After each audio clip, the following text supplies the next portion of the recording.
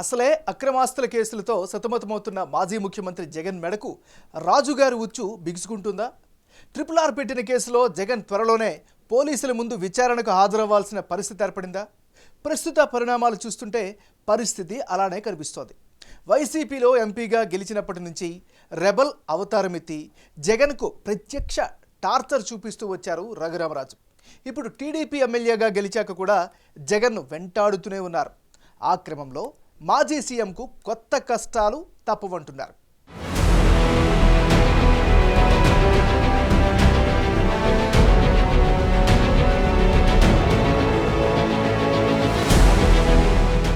రఘురామకృష్ణరాజుపై custodial torture కేసులో Jagan police station మెట్లెక్కనున్నారా అంటే అవునన్న సమాధానమే వినిపిస్తోంది.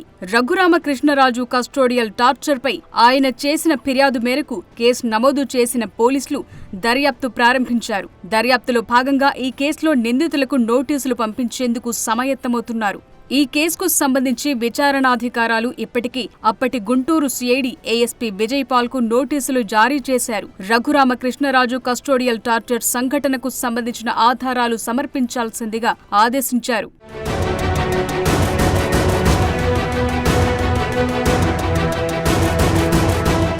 అప్పటి నరసాపురం వైసీపీ రెబల్ ఎంపీ, ఇప్పటి టీడీపీ ఉండి ఎమ్మెల్యే రఘురామకృష్ణరాజు అంటే తెలుగు రాష్ట్రాల్లో తెలియని వారెవ్వరూ ఉండరు. వైసీపీలో ఎంపీగా గెలిచినప్పటి నుంచే జగన్పై తిరుగుబాటు బావుట ఎగరేసి ఆ పార్టీకి చుక్కలు చూపించారాయన.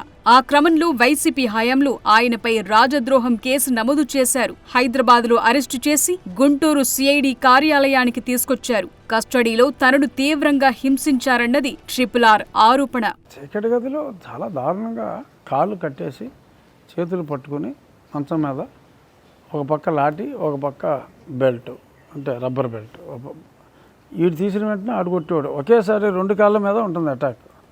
2 కాళ్ళ మీద ఒకేసారి కొడతారు. ఒక కర్రతో 2 కాళ్ళ మీద కొడతాడు, పాదాల మీద. తీసిన వెంటనే ఆ షాట్, లేచిన వెంటనే ఈ షాట్. అలా ఓ 10-30 సార్లు కొట్టి అంతా గదిలో నడిపించి, లేకపోతే చాలా పెద్ద ప్రమాదం అంట, ఎక్కువసేపు కొడతానికి ఉండదంట. అలాగా గ్యాప్ ఇచ్చి కొట్టి మూడోసారి ఏమో ఒకసారి ఇలా పడుకుంటే ఇంకోసారి ఇలా, ఇంకోసారి ఇలా, మూడోసారి మళ్ళీ ఇలా పడుకున్నప్పుడు చెస్ట్ మీద కూర్చున్నారు. ఆ ప్రెషర్కి మంచం కోళ్ళు ఇరిగిపోయినాయి. అప్పుడు సరిగ్గా 4 నెలలు అయింది నాకు సర్జరీ అయ్యి. అప్పుడు వాళ్ళు చెస్ట్ మీద కూర్చున్నారు. అంటే ఆ అదురికి నేను పోతే ఏదో ఆల్రెడీ హార్ట్ పేషెంట్ కదా, అరెస్ట్ చేస్తే మరి ఆందోళనకు గురై చచ్చిపోయాడని చెప్పాలని అనుకున్నట్టుగా ఉన్నారు. నేను పోతానని అనుకున్నా, అంటే ఫిజికల్గా చంపేస్తారనుకున్నా. అదర్వైజ్ నేను మున్నా కొడుకుని అంత ఈజీగా చావను. హఠాత్తుగా ఆ ప్రెషర్కి 2 మంచం కోళ్ళు ఇరిగిపోయినాయి. ఆ తలేపన్న మంచం కోళ్ళు ఆ మంచం మీద ఇలా ఉన్నా.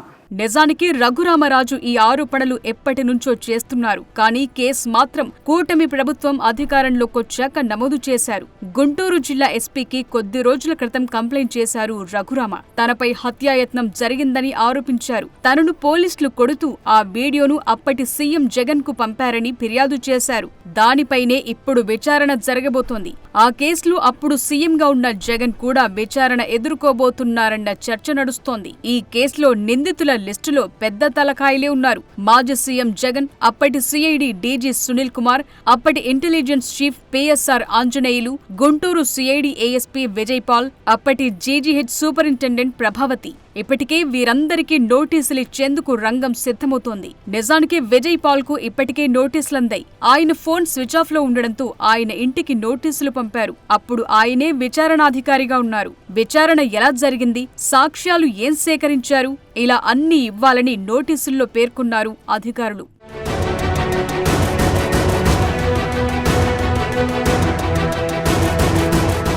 కానీ విజయ్ పాల్ అందుబాటులో లేకుండా పోయారు. ఇక ఈ కేసులో ప్రభావతి పేరు చేర్చడం కూడా ఇంట్రెస్టింగ్ గా మారింది. అప్పుడు వైద్య పరీక్షల అనంతరం తప్పుడు నివేదిక ఇచ్చారని ఆమెపై రఘురామరాజు ఆరోపణలు చేస్తున్నారు. ఇక ఈ కేసులో ప్రస్తుతం సిఐడి ఏఎస్పీ విజయ్ పాల్ ఒక్కసారి అందుబాటులోకొస్తే కేసు సీనే మారిపోనుంది.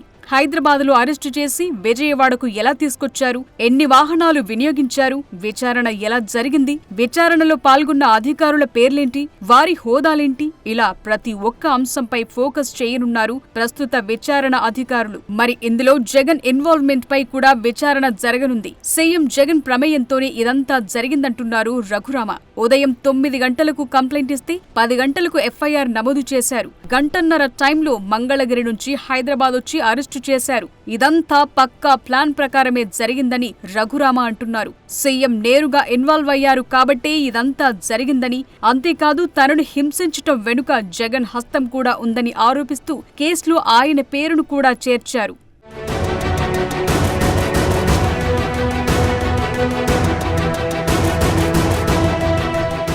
ఈ కేసులో జగన్ కు కూడా నోటీసులు జారీ అయ్యే అవకాశం ఉంది. ఒక్కసారి నోటీసులొస్తే ఆయన విచారణకు హాజరవుతారా లేదా అనేది సస్పెన్స్ గా మారింది. ఎందుకంటే అధికారం పోయిన తరువాత జగన్ పై డైరెక్ట్ గా నమోదైన కేసు ఇదే. అందుకే పోలీసుల విచారణపై ఇప్పుడు ఉత్కంఠ నెలకొంది. నిజంగానే పోలీసులు జగన్ కు నోటీసులు జారీ చేస్తే జగన్ రియాక్షన్ ఎలా ఉంటుందనేది ఆసక్తి రేపుతోంది.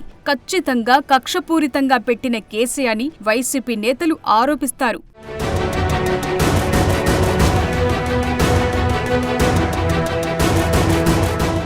రఘురామ కూడా ఇదే వెర్షన్ చెప్తున్నారు. జగన్ ప్రభుత్వానికి వ్యతిరేకంగా మాట్లాడినందుకు తనపై కక్షపూరితంగా రాజద్రోహం కేసు నమోదు చేశారని, హింసించారని అంటున్నారు. మరి దీనికి సంబంధించి వాస్తవాలు విచారణలో తేలనున్నాయి. అయితే నోటీసులను అందుకున్నాక జగన్ పోలీస్ స్టేషన్కొస్తారా లేక కోర్టును ఆశ్రయించి తనపై అభియోగాలను క్వాష్ చేయాలని కోరతారా అన్నది చూడాలి.